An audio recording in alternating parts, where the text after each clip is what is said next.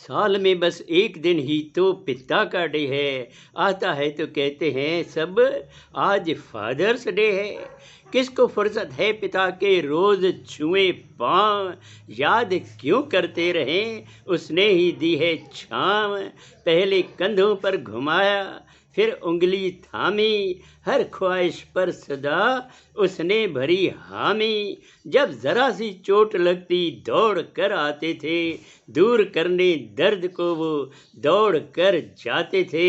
खुद भले खाया न हो हमको खिलाते थे, जो भी मांगो चीज हर हमको दिलाते थे। कैसे भूलें वो पिता का प्यार अपना था, और खिलौनों के लिए बाजार अपना था। कैसे पाला है हमें मुख से न कहते थे, हर मुसीबत में मगर चुपचाप रहते थे। सींच कर अपने लहू से हमको बड़ा किया है, और ऊंचे मुकाम पर हमको खड़ा किया है। जब चले जाते हैं तो आस्था जताते हैं, उनके नाम से दान पुण्य हवन कराते हैं।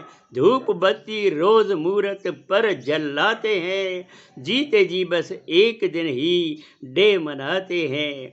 वह सपूत ही तो सदा सुख चैन से सोता है, रोज ही जिसके लिए फादर्स डे होता है। रोज ही जिसके लिए फादर्स डे होता है।